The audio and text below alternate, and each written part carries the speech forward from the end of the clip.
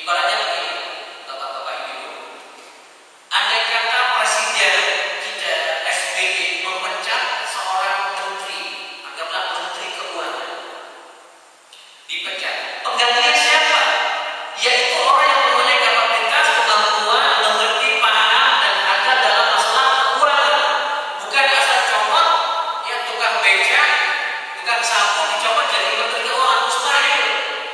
Sama, ya. Nabi Sulaiman meminta agar kerajaannya tidak diberikan kepada orang setelahnya. Padahal Rasulullah ini mampu, tetapi begitu mulianya akhlak Rasulullah mengingat doanya Nabi Sulaiman dilepas. Dan bagaimana kondisi ustaz tersebut yang mengangkat jin, ya, diundang mengangkat jin, diberdayakan rumah itu dibersihkan di dalam botol. Apa semacam ini? Padahal mereka mengaku ustaz.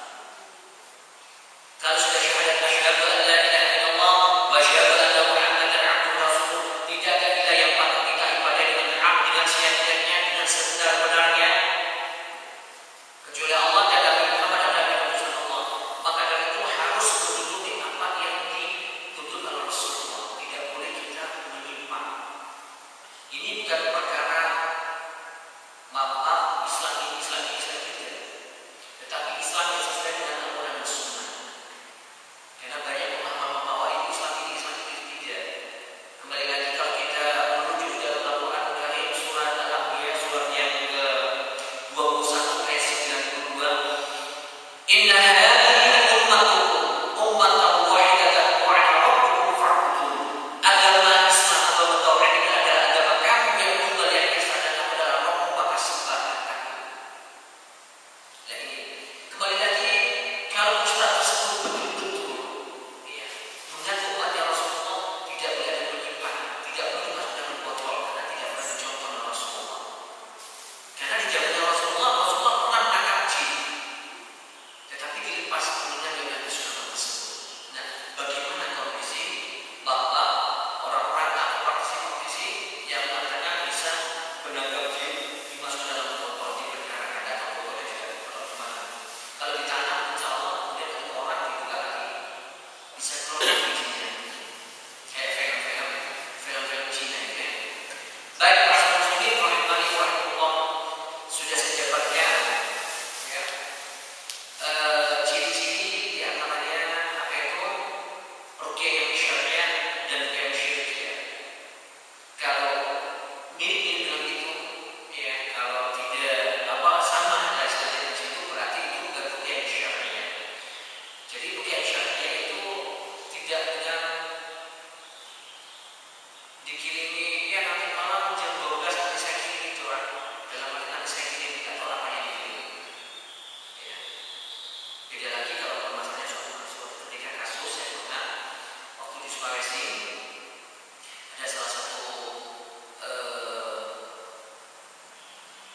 ibu-ibu yang masih muda yang beberapa kali kesurupan, pernah saya tangani bahkan waktu mau melahirkan di rumah sakit, sudah masuk rumah sakit, sudah di ruang bersalin, ya, sudah mau dioperasi, kesurupan, ini saya tangani.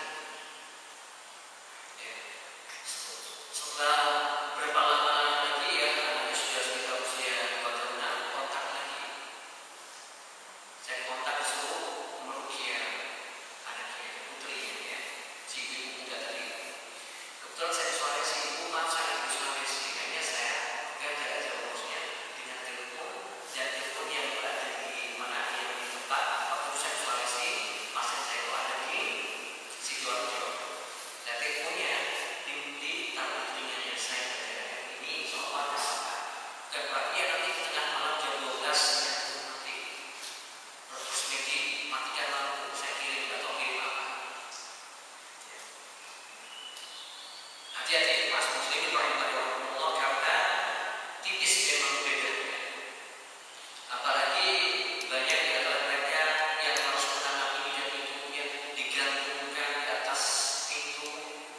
Bahwa sekarang mungkin model-model klinik atau jimat-jimat ya, mungkin tidak berupa kertas atau bungkusan, tetapi dengan kaligrafi. Ingat-ingat, di situ biasanya ada tulisan mungkin ya,